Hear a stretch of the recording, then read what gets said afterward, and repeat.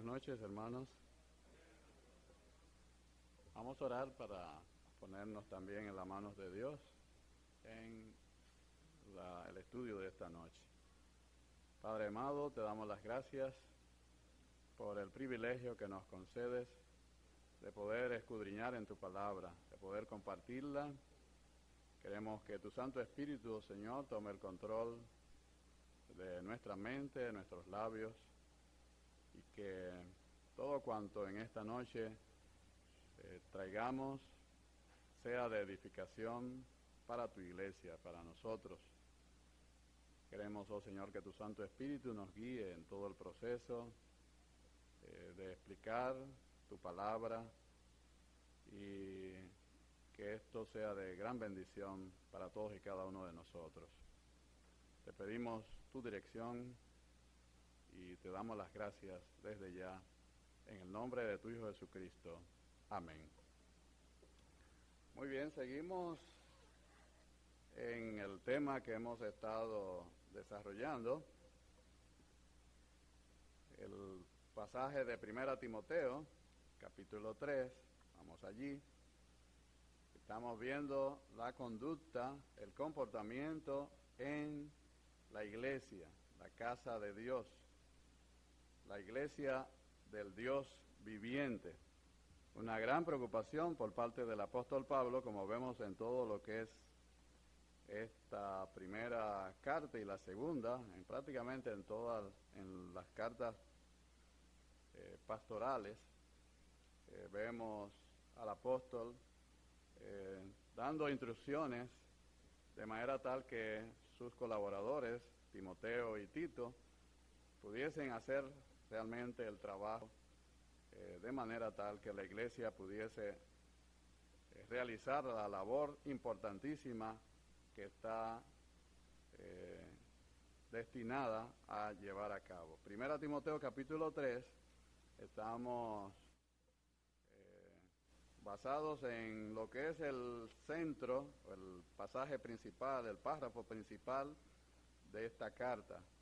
Los versos 14, 15 y 16. Hemos estado hablando al respecto de esto y en esta noche vamos a continuar. Versículo 14 de 1 Timoteo capítulo 3 nos dice el apóstol Pablo: esto te escribo, aunque tengo la esperanza de ir pronto a verte, para que si tardo sepas cómo debes conducirte en la casa de Dios, que es la iglesia del Dios viviente, columna y baluarte de la verdad.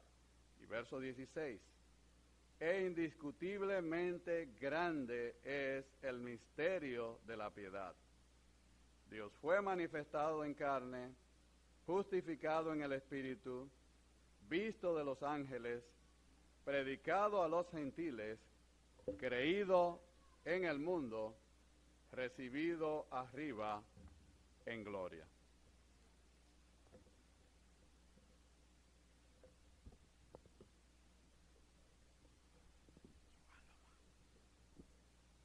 Subalo un poquito más porque me tapa un poco aquí. Muy bien. E indiscutiblemente grande es el misterio de la piedad, nos dice el apóstol Pablo, o le dice el apóstol Pablo a Timoteo, pero también igualmente a nosotros, en torno a la iglesia. Pablo ha estado proveyendo a Timoteo en los capítulos y versículos anteriores de una serie de instrucciones concernientes a lo que debe ser el buen funcionamiento de la iglesia local de Éfeso, o en la ciudad de Éfeso. Son muchos los detalles y responsabilidades que el apóstol ha colocado y va colocando sobre los hombros de su joven colaborador, pero para que no pierda la perspectiva de su importante labor en esta parte central de la carta, el capítulo 3 y estos versos del 14 al 16, el apóstol Pablo resume, o le resume a Timoteo igualmente a nosotros, la razón que da motivo a todas estas instrucciones. la iglesia. Pablo ha estado explicando en los versos 14 al 16, el pasaje central de esta carta, el por qué es tan importante nuestro comportamiento en la iglesia, en nuestra iglesia local. En aquella oportunidad, en la iglesia local de Éfeso, una ciudad importantísima de toda Asia Menor, pero también, en el caso nuestro, en nuestra iglesia local, aquí en el Templo Bíblico Central, en donde estamos ubicados nosotros. Y nos da el apóstol 3 razones en este párrafo que justifican todo el esfuerzo necesario para conducirnos, para comportarnos de manera digna de nuestro llamado en nuestra iglesia local.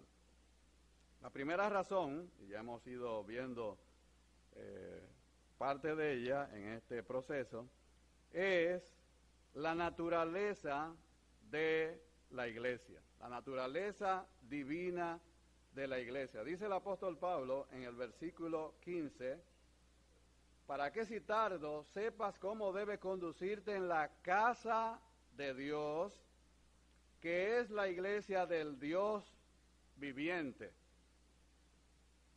Es la casa de Dios, nos dice el apóstol Pablo, por su naturaleza divina.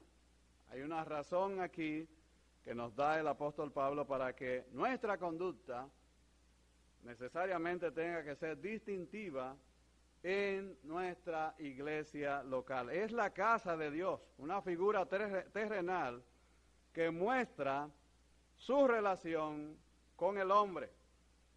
Sus miembros alcanzan la categoría de hijos de Dios. Los que formamos parte de la casa de Dios, alcanzamos la categoría de hijos de Dios por medio de Jesucristo. Por lo que nos constituimos en la familia de Dios aquí en la tierra. Y hermanos, no hay un lugar más importante sobre la faz de la tierra que la casa de Dios. El lugar donde estamos, cada iglesia local. La iglesia universal no tiene una presencia física. Ella tendrá su presencia, su manifestación en el rapto. Todos los creyentes, desde el Pentecostés hasta los que faltan aún el rapto, todos esos creyentes conforman lo que es la iglesia universal. Pero la iglesia, cuando el apóstol Pablo está aquí hablando al respecto de ello, es la iglesia local. La iglesia en aquella oportunidad de Éfeso, pero que ahora también para nosotros es nuestra iglesia local. Somos hijos de Dios por medio de Jesucristo y constituimos la familia de Dios aquí en la tierra en nuestra iglesia local. No hay lugar más importante en la tierra que la casa de Dios. Por lo tanto, sus moradores, los que conformamos, que no son las 4 paredes que nos rodean, los que conformamos la casa de Dios, es importante que nos comportemos bien, de manera que no traigamos reproche a nuestra casa, ni al digno nombre por el que somos llamados. Como dice el apóstol en Efesios capítulo 4, verso 1, os ruego que andéis como es digno de la vocación con que fuisteis llamados. Pero también es la iglesia del Dios viviente, nos dice el apóstol Pablo, para que sepas cómo debes conducirte en la casa de Dios. Estamos hablando con una figura muy terrenal, una casa, un hogar, la relación que se da, el vínculo tan especial que se da dentro de la familia entre unos y otros de los componentes de esta familia. Pero también la otra figura es una figura más celestial, es la iglesia del Dios viviente, mostrándonos nuestra relación con Dios. Primero una relación horizontal, la casa de Dios, Pero también hay una relación importantísima que se da en la iglesia, que es nuestra relación vertical, nuestra relación con Dios. Es la iglesia, la eclesía del Dios viviente, una congregación, una asamblea convocada a salir aparte, a tener un comportamiento, una conducta aparte de la conducta, del comportamiento del mundo, del pecado. Somos posesión del Dios viviente.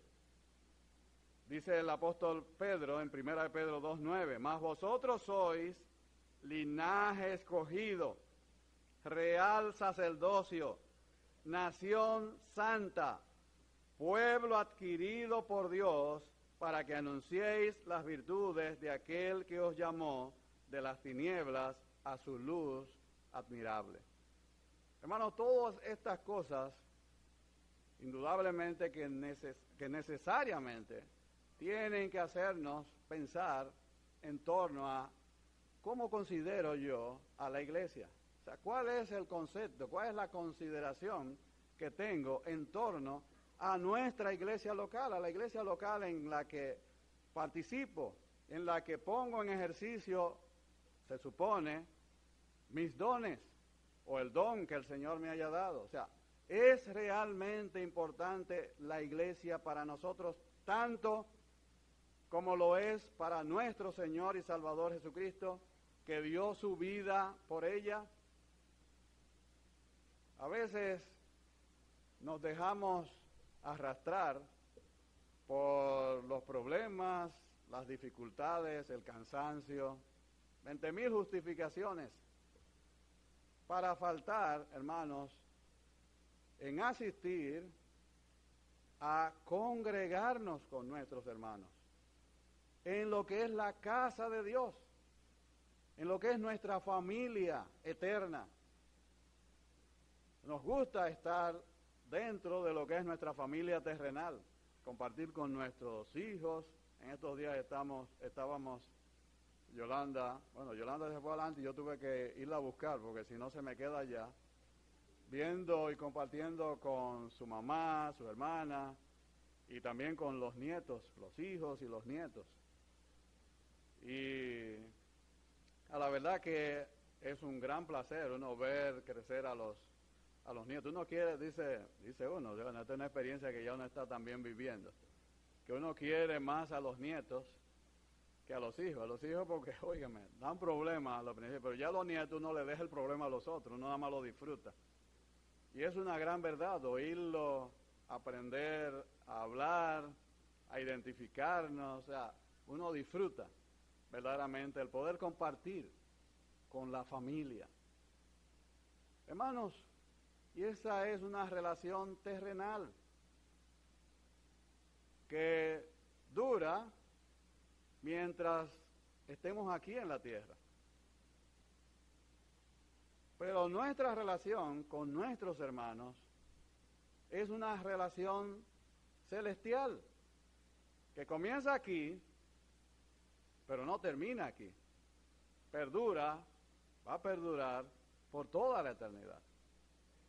Por lo tanto, hermanos, tenemos que aquilatar, apreciar en su justa medida esta relación tan especial que se da entre nosotros, que comienza aquí en nuestra iglesia local, que debe desarrollarse aquí en nuestra iglesia local, con nuestros hermanos. Es verdad que es difícil, como hay dificultades en toda buena familia, también tenemos dificultades con nuestros hermanos, pero tenemos que entender que tenemos que ir paliando esas dificultades con mucho más razón, porque es una relación que va a perdurar por toda la eternidad. Es la casa de Dios, pero es también, hermanos, la iglesia del Dios viviente, donde establecemos una relación en conjunto, junto con nuestros demás hermanos, con nuestro Padre Celestial. Es allí, aquí, en este lugar, donde Dios se manifiesta.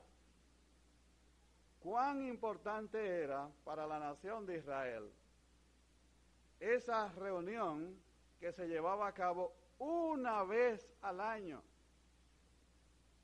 Una vez al año. Mas, sin embargo, nosotros tenemos oportunidades abiertas, disponibles en cualquier momento, para entrar delante de la misma presencia de nuestro Dios. Y qué bueno poder hacerlo en la comunión, en la compañía de todos también nuestros demás hermanos. La iglesia del Dios viviente. No hay, hermanos, un lugar más importante sobre la faz de la tierra, hermanos, que esta reunión que estamos llevando a cabo en este momento, congregados en el nombre de nuestro Señor y Salvador Jesucristo. Porque Dios está aquí. Donde están 2 o 3 congregados en mi nombre, ¿qué promete el Señor? Que Él está aquí, que Él está en medio de nosotros. Pero también es importante, hermanos, saber cómo conducirnos en la casa de Dios, en la iglesia del Dios viviente, por la misión que nos ha sido encomendada.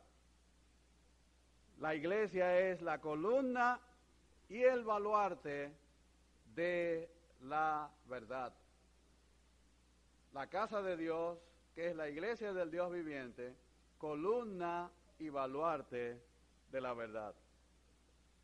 Ser columna y baluarte de la verdad. Ninguna institución humana tiene una misión de tanta relevancia como esta.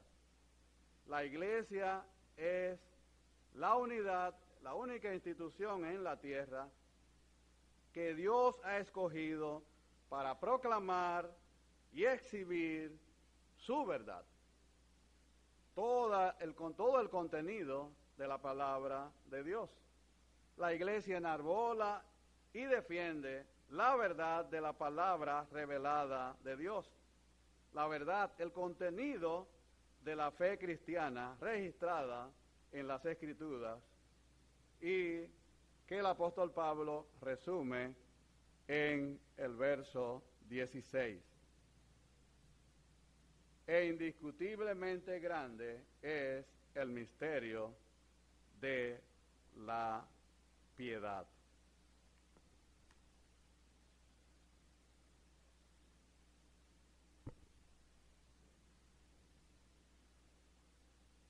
La tercera razón, encontramos aquí, es por el contenido de la verdad, de la fe cristiana que la iglesia predica. Si observamos bien, la primera mitad de este verso 16, o las primeras palabras de este versículo, veremos su tercer punto, que es precisamente el que contiene el secreto de la vida cristiana.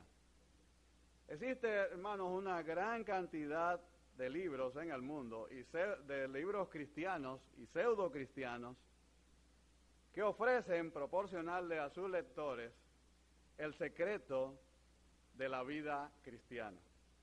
Recuerdo el libro que entró primeramente como un libro que causó un gran revuelo, Una vida con propósito. No recuerdo bien, el libro salió por el año 2002, si fue que el movimiento llegó aquí el 2005 o 12, no recuerdo muy bien, y que muchas iglesias, gran cantidad de iglesias, se involucraron en este movimiento de 40 días con propósito, de Ricky Warren. Y este evento de crecimiento personal y eclesial, 40 días con propósito, que acompañó a su libro y que aún todavía se sigue ofreciendo, si vamos al internet nos vamos a encontrar todavía ofreciendo este plan de crecimiento personal y eclesial, donde se va llevando una serie de prácticas durante 40 días y al final dice el plan consiste en la lectura y discusión del libro Una vida con propósito de Ricky Warren durante reuniones de grupos por 40 días. Porque según ellos, el del plan de 40 días, o el por qué 40 días, cuando Dios quería preparar a alguien para sus propósitos, se tomaba 40 días. Dicen ellos que la vida de Noé, o dice Ricky, que la vida de Noé fue transformada por 40 días de lluvia, Moisés fue transformado por 40 días en el monte Sinaí, y así plantea una serie de razones que justifican estos 40 días. Y el plan ofrece que al final de la jornada, de esos 40 días, le va a ayudar a los participantes a descubrir la respuesta a la pregunta más básica de la vida. ¿Para qué estoy aquí en la tierra? O sea, ¿para qué estoy aquí? ¿Cuál es la razón por la que estoy aquí en la tierra? Y no solamente esto, sino que sabrá cuál es el propósito de Dios para su vida en esos 40 días. Pero además entenderá la figura entera de su rompecabezas. Cómo es que todas las piezas de su vida van a ir encajando perfectamente. Y va a tener esta respuesta, y el tener, esta respuesta, asegura el plan, le reducirá a usted su estrés, le simplificará sus decisiones, le aumentará su satisfacción y lo más importante, lo preparará para la eternidad. Óigase todo lo que ofrece y ofrecía desde ya, en aquella época, este plan. Cuando uno lee algo así, o el que no sabe, que le planteen algo así, siente que tiene la necesidad inmediata de gastar lo que sea para descubrir cuál es ese secreto de la vida tan importante. Mas hay que preguntarse, ¿puede un libro, o cualquier libro, este libro, o cualquiera, y sus propósitos, al margen de la palabra de Dios y los propósitos de Dios revelada en ella, dar libertad del pecado a millones de personas y el poder suficiente para vivir la vida que Dios quiere? Déjeme decirle, y con ello también, si alguno aquí no ha aceptado al Señor, le voy a ahorrar algo de dinero. Y lo que es más importante, le voy a evitar que lo engañen con algo tan vital como es la seguridad de su salvación. Pablo nos está ofreciendo aquí, y de forma gratuita, no tiene que comprarle el libro a nadie, está aquí en la palabra de Dios, el secreto de la vida cristiana, que es algo, nos dice el apóstol Pablo, indiscutiblemente grande. Del griego, una palabra un poquito bien complicada, homologomenos. De homos, que significa mismo, y lego, hablar, es decir, hablar lo mismo. Significa literalmente, confesadamente, por confesión común, por confesión general. En otras palabras, todo creyente confiesa lo mismo, es decir, todas las personas que conocen a Dios y aman a Dios, asimismo lo confiesan. Indiscutiblemente grande es el misterio de la piedad. Así es que con el asentimiento de todos, por confesión común, grande es el misterio de la piedad. Ya vimos en nuestro estudio anterior que hasta donde es posible al idioma griego, este dispone de una palabra que expresa la idea de verdadera religión. Y esa palabra es Eusebia, de donde viene también el nombre Eusebia, y que se traduce piedad. Eusebia o Eusebia, de Eu, que significa bien, y Sebomai, que es ser devoto, es un término que denota a aquellas personas que, caracterizadas por una actitud en pos de Dios, hacen todo aquello que le es agradable a Él. Es un término muy frecuente en los escritos pastorales y no solamente expresan temor y reverencia hacia Dios, sino que implican también la adoración que conviene con ese temor reverente y la vida de activa obediencia propia de esa actitud reverente. Así es que, sabiendo todo esto, el apóstol Pablo hace uso del término Eusebia para expresar en una manera bien condensada todo lo que es e involucra la fe, la vida cristiana. Indiscutiblemente, por confesión general, grande es el misterio de la piedad. Y esta vida de piedad, hermanos, no se logra por ningún esfuerzo humano. Es un secreto, un verdadero misterio. Más aún, es un gran misterio, pero que ahora nos ha sido revelado. ¿Y cuál es el secreto, el misterio revelado que hace posible la relación correcta del hombre con su Creador y que podamos reproducir también en nosotros el carácter santo de aquel que nos llamó? Pues, hermanos, no son una X cantidad de propósitos o de días con propósitos, por muy buenos que pudiesen ser, los que lograrán que vivamos la vida cristiana que Dios nos pide, como dice 1 de Pedro 1, 15 y 16, sino que como aquel que os llamó es santo, sed también vosotros santos en toda vuestra manera de vivir, porque escrito está, sed santos porque yo soy santo. El estándar, hermanos, no podía ser menos. Todo esfuerzo humano por alcanzar ese estándar solo nos va a traer frustración. El creyente no puede estar sometido a estos tipos de preceptos, es decir, reglas, normas humanas.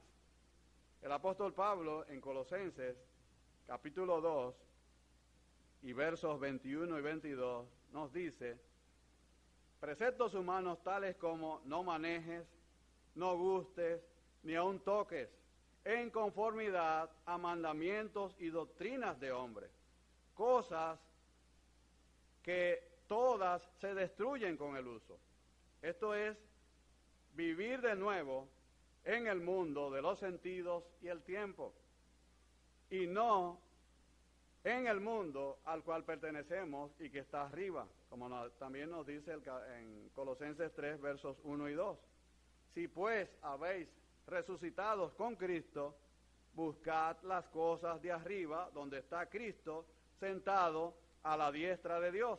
Poned la mira en las cosas de arriba y no en las de la tierra. Tales preceptos tienen origen en una sabiduría terrenal e inferior. Son doctrinas hechas por hombres, no divinas.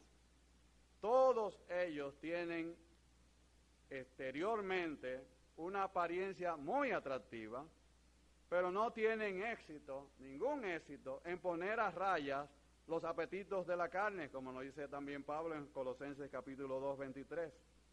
Tales cosas tienen a la verdad cierta reputación de sabiduría.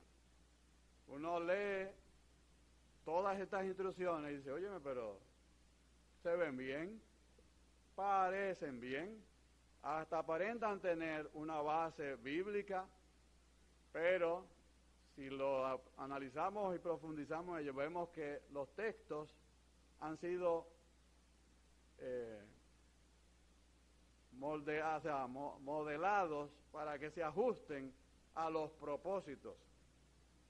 Tienen cierta apariencia de sabiduría, pero no tienen éxito en poner a raya los apetitos de la carne.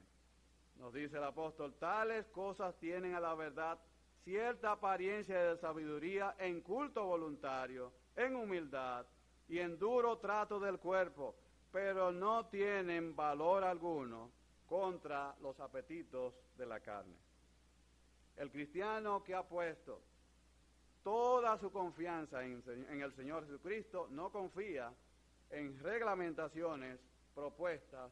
El secreto de la vida de santidad es una persona. Él. Y uno preguntaría, ¿él quién? En nuestro texto, otras versiones, mucho más aproximadas al texto original, no dicen Dios, sino algo como el que o quien fue manifestado. El que fue manifestado o quien fue manifestado. En cualquier caso, esta es una clara referencia al Señor Jesucristo, quien manifestó a la humanidad entera en su encarnación al Dios invisible. En San Juan capítulo 1 y los primeros 4 versículos, en lo que es el tema principal del Evangelio de Juan, que presenta al Señor Jesucristo, Jesús como el Cristo, el Hijo de Dios, nos dice en primera de Juan, en Juan, Evangelio de Juan, primer capítulo, versos 1 al 4, en el principio era el Verbo, y el Verbo era con Dios, y el Verbo era Dios. Todas las cosas por Él fueron hechas, y sin Él nada de lo que ha sido hecho fue hecho. En Él estaba la vida, y la vida era la luz de los hombres. O sea, el Verbo era Dios.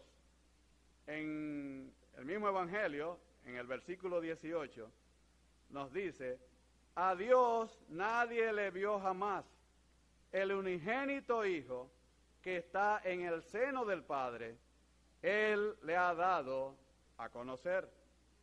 Igualmente en el capítulo 14 y verso 9, respondiendo el Señor Jesucristo al requerimiento de Felipe, que le mostrara al Padre, Jesús le dijo, tanto tiempo hace que estoy con vosotros, ¿y no me has conocido, Felipe?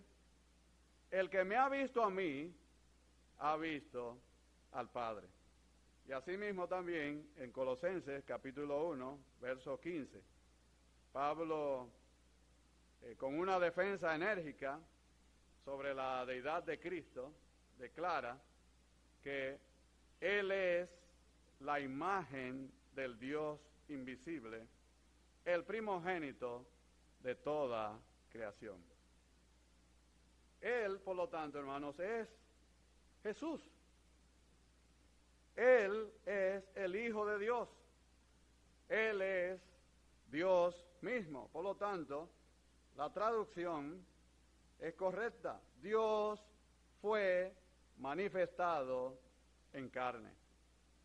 Pablo está revelando que el misterio, el secreto de poder vivir una vida de verdadera piedad en este mundo, como el pueblo de Dios, viviendo y ministrando juntos en santidad, es Jesucristo. Él es el misterio de la piedad. Él es el secreto de la vida cristiana. Pablo está revelando que el misterio, el secreto de poder vivir una vida de verdadera piedad es el Señor Jesucristo. Y precisamente, dice el apóstol Pablo, Él es el grande misterio de la piedad. En la ciudad de Éfeso, por cierto, es donde comienza el apóstol Pablo a develarnos esta gran verdad, tal cual como nos lo narra en Hechos, capítulo 19. Hechos, capítulo 19. Y el por qué Pablo utiliza este término, el gran misterio. Indiscutiblemente grande es el misterio de la piedad. ¿Por qué esta expresión? Éfeso era la ciudad más importante, sabemos, de Asia Menor, famosa, entre otras cosas, por los encantamientos, los libros de magia, llamados escritos efesinos, además de su auge comercial, por ser un punto de acopio de el comercio de toda el Asia. Tenía también el templo de la diosa Artemisa o la diosa Diana, y también, entre otras cosas, era famosa por sus encantamientos y libros de magia. Así que no es ninguna sorpresa que la iglesia cristiana naciente allí haya tenido que confrontar el gran peligro de ser influida por las herejías de la cultura que las rodeaba. Y uno de los dioses favoritos, precisamente, de la ciudad de Éfeso, era Artemisa, conocida también como Diana, la diosa Diana. Recuérdese que en Hechos, precisamente en este capítulo 19, versos 11 y 12, Lucas nos narra cómo Dios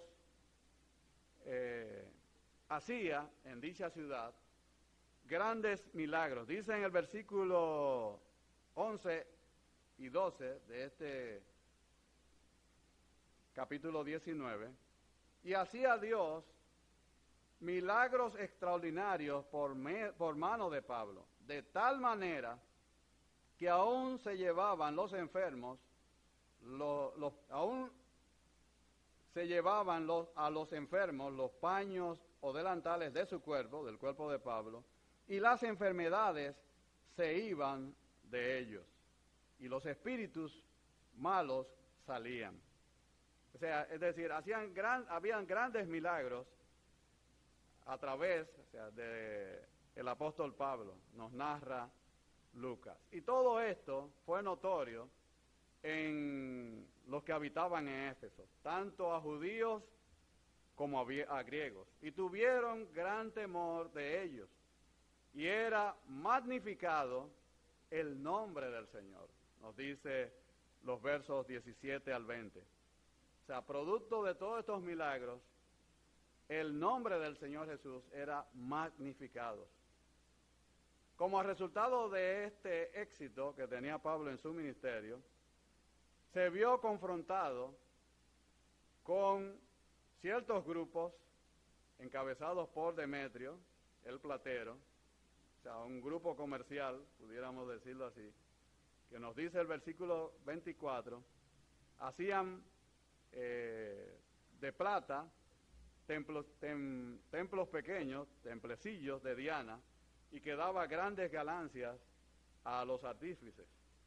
Y bajo el argumento por parte de Demetrio, de que Pablo, versos 26 y 27, no solamente en Éfeso, sino casi en toda Asia, había apartado a muchas gentes con persuasiones, diciendo que no son dioses los que se hacen con las manos. Y no solamente que había el peligro de que nuestro negocio viniese a desacreditarse, es decir, el hacer estos templecillos y que generaban grandes ganancias.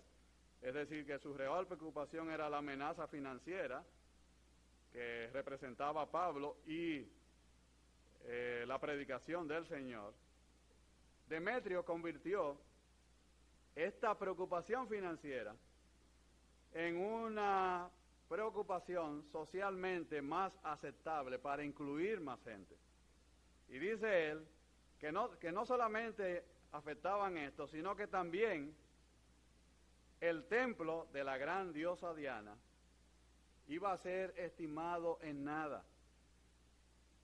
Y ese auge que tenía la ciudad de Éfeso, producto precisamente de esa adoración a la diosa Diana, viniese producto de ser destruida la majestad de aquella diosa, bueno, afectara también a toda la ciudad. Bueno, esto levantó en ira a casi todo el pueblo en contra de Pablo. Y los agitadores de Éfeso, es decir, los paganos de la ciudad, estaban afuera del teatro donde lo llevaron, gritando a coro, grande, es decir, el término aquí es mega, es Diana, que sabemos también que es Artemisa, de los Efesios, nos dice en el versículo 28. El discurso de Demetrio había convencido a una gran multitud, y esa multitud estaba en aquella plaza gritando a viva voz, grande es Diana de los Efesios. Entonces Pablo, en este versículo 16, lo que hace es que en esta primera parte toma este caso, o sea, este grito a multitud, de esta multitud, grande es Diana de los Efesios. Y en el texto nuestro, en el versículo 16, dice Pablo, no es ese, no es esa diosa, no es ese ídolo. Indiscutiblemente, quien es grande es el misterio de la piedad.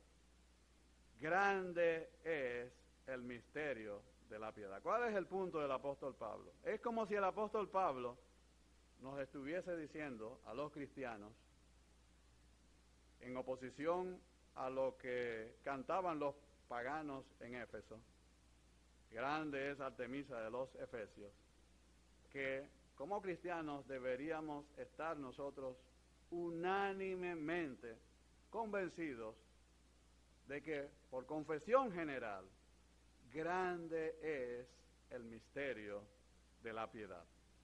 Grande es el misterio de la obra hecha por nuestro Señor y Salvador Jesucristo allí en la cruz del Calvario. Grande es el misterio de la obra de nuestro Señor Jesucristo. Todos los cristianos deben confesarlo de manera unánime, por confesión unánime, que el misterio de su nueva vida en obediencia a Dios encuentra su fuente solo en la persona de nuestro Señor y Salvador Jesucristo. Vamos a dejarlo hasta aquí. Vamos después, en la próxima oportunidad, a analizar este himno que corresponde a esta segunda parte de este verso 16. Porque el apóstol Pablo aprovecha este himno. O sea, por eso es importante, hermanos, los himnos que cantamos. Pablo toma un himno muy antiguo, propio de la iglesia cristiana, para, a través de este himno, hermanos, exaltar a la persona de nuestro Señor y Salvador Jesucristo. Las palabras de este himno son exegéticamente correctas. Y eso es lo que vamos en una próxima oportunidad, si Dios lo permite, analizar. Que el Señor nos bendiga.